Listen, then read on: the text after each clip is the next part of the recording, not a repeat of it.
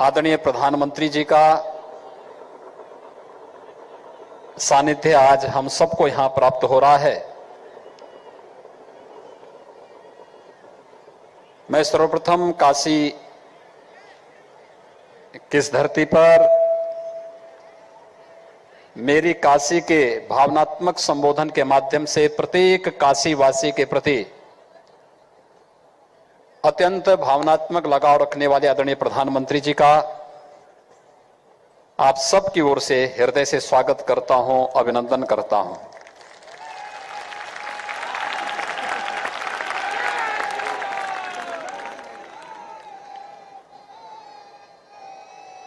भाइयों बहनों,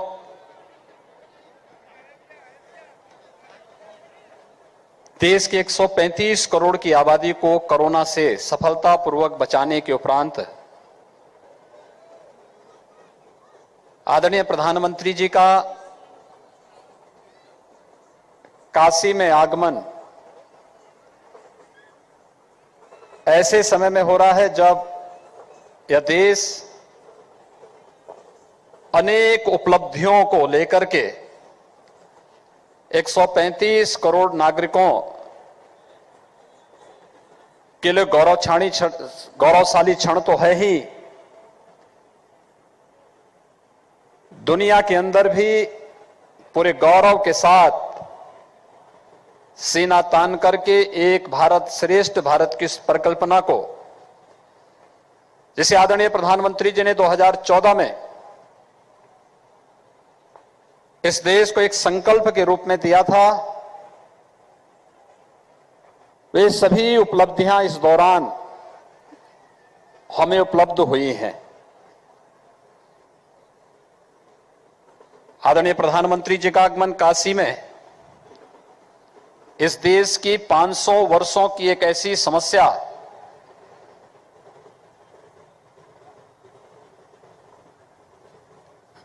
जो अन्यों के लिए जटिल थी, कठिन थी, वे चाहते ही नहीं थी समस्या का समाधान हो,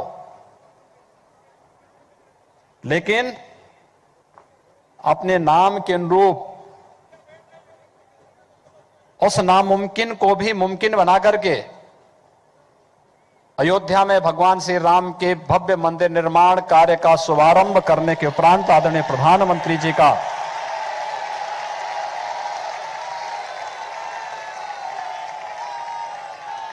काशी की इस धरती पर प्रथम आगमन हो रहा है। मैं इस अवसर पर हृदय से आदरणीय प्रधानमंत्री जी का स्वागत करता हूं, अभिनंदन करता हूं।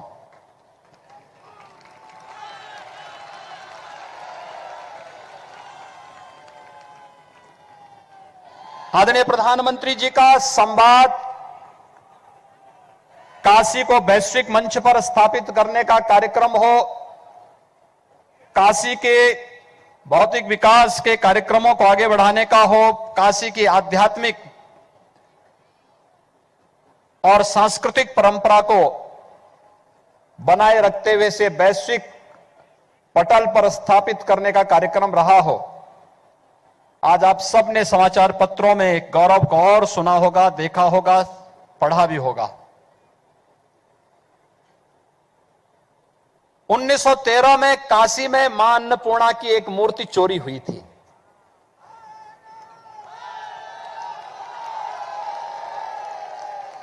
और भाइयों बहनों, आज आदरणीय प्रधानमंत्री जी के अनुकंपा से काशी की मां अन्नपूर्णा एक बार फिर से काशी वासियों को प्राप्त होने वाली है।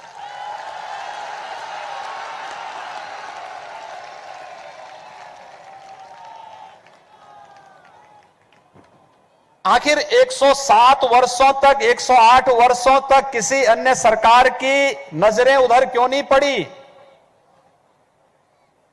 क्यों 100 वर्षों तक हम भारत की आध्यात्मिक और सांस्कृतिक विरासत के प्रति मौन रहे? योग को वैश्विक मंच पर मान्यता देने का हो, आज दुनिया के 200 से अधिक देश भारत की योग की परंपरा के साथ जब एक साथ जुड़ते हुए दिखाई देते हैं, तो दुनिया के अंदर भारत की आध्यात्मिक और सांस्कृतिक ताकत का एहसास पूरी दुनिया मानती है। हजारों वर्षों की कुंभ की विरासत क्या बना दिया था? गंदगी का, अव्यवस्था का। लेकिन आदरणीय प्रधानमंत्री जी के मार्गदर्शन में भारत की सांस्कृतिक और आध्यात्मिक विरासत को यूनेस्को ने मानवता की अमूर्त सांस्कृतिक धरोहर के रूप में मान्यता देकर के दुनिया के लगभग 200 देशों के राजदूतों को प्रयागराज की धरती पर उन्हें आमंत्रित करवा करके वैश्विक मंच पर कुंभ की इस परंपरा को स्थापित करके भारत की सांस्कृतिक मान्यता को एक नई ऊंचाई देने का कार्य किया। और आज मैं देख रहा हूं काशी में सर्वत्र देव दीपावली के आगमन के साथ ही आदरणीय प्रधानमंत्री जी के स्वागत के लिए पूरी काशी उमड़ी है। हर एक काशी वासी के मन में अपने यशस्वी नेता, देश के लोकप्रिय प्रधानमंत्री के प्रति अपार श्रद्धा और सम्मान का जो भाव है, आज एक एक दीप प्रज्वलन के माध्यम से भाव काशी की भावनाओं के माध्यम से हम सबके सामने आज लाखों की संख्या में प्रज्वलित हो रहे दीपों के माध्यम से देखने को मिल रहा है।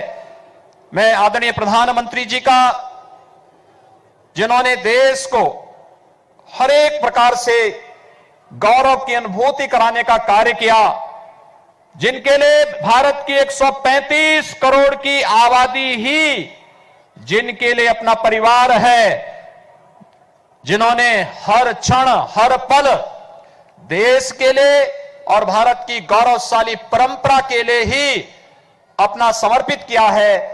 भारत माता के ऐसे सपूत, भारत के गौरव, देश के यशस्वी प्रधानमंत्री और एक काशी का गौरव है कि आज हम सबको मां गंगा के तट पर आदरणीय प्रधानमंत्री जी के अभिनंदन करने का सौभाग्य प्राप्त हो रहा है। भाइयों बहनों, ये मां गंगा की अविरलता और निर्मलता किसी से छुपी हुई नहीं है। आज से 6 वर्ष पहले तक इसी गंगा मैया में डुबकी लगाने में हम लोग हिचक करते थे। अगर 2 दिन लगातार डुबकी लगा दिए तो पूरे बदन पे लाल चकत्ते निकल पड़ते थे। डॉल्फिन, जो गंगे डॉल्फिन के नाम पे विख्यात था, समाप्त हो चुका था। और आज गंगा स्नानी नहीं बल्कि आचमन करने लायक भी बनी है आदरणीय प्रधानमंत्री जी के कारण, जिन्होंने काशी में आते ही इस बात को कहा था कि मुझे मां गंगा ने बुलाया है। और मां गंगा के प्रति जो आदरणीय प्रधानमंत्री जी का संकल्प था, नमामि गंगे परियोजना के सफलतम क्रियान्वयन के माध्यम से मात्र 6 वर्ष के अंदर गंगा की निर्मलता हम सबके सामने है। और आज गंगा के तट पर यह देव दीपावली का कार्यक्रम जहां एक नई ऊंचाइयों को छू रहा है, संत रविदास घाट पर संत रविदास जी और मां गंगा का 99 संबंध था। और साथ ही साथ मां गंगा का संबंध भगवान विश्वनाथ के साथ किस रूप में है। कहते हैं काशी में जब मां गंगा आई तो भैरवनाथ जी ने रोकने का प्रयास किया। मां गंगा ने कहा कि मैं तो भगवान विश्वनाथ की शरण में जाना चाहती हूं, एक बार मुझे दर्शन करने दो। भैरवनाथ जी ने कहा नहीं, स्वभाव से चंचल होने के नाते कहीं यहां पर भगवान विश्वनाथ की साधना में, उनकी समाधि में अड़चन न आने पाए। मां गंगा ने उस समय आश्वासन दिया था और तब से आश्वासन कि मैं काशी में कहीं कोई विघ्न बाधा नहीं डालूंगी काशी में। लेकिन मां गंगा को वास्तव में भगवान विश्वनाथ के चरणों में स्थान देने का कार्य विश्वनाथ धाम के माध्यम से अगर किसी ने इस परिकल्पना को साकार किया है, हजारों वर्षों की इस परंपरा में देश के यशस्वी प्रधानमंत्री आदरणीय प्रधानमंत्री मोदी जी के कारण आज ये संभव हो पा रहा है। काशी विश्वनाथ धाम और मां गंगा को जोड़ने का जो ऐतिहासिक कार्य काशी की धरती पर काशी के विकास के कार्यों की तो एक नई गाथा है। 6 वर्षों में 18,000 करोड़ रुपए की परियोजनाएं या तो शिलान्यास हुई, या उद्घाटन हुई, या लगातार युद्ध स्तर पर उन पर कार्य चल रहा है। काशी वैश्विक मानचित्र पर जिस रूप में आज हम सबके सामने है, वह हम सबके लिए गौरव की बात है।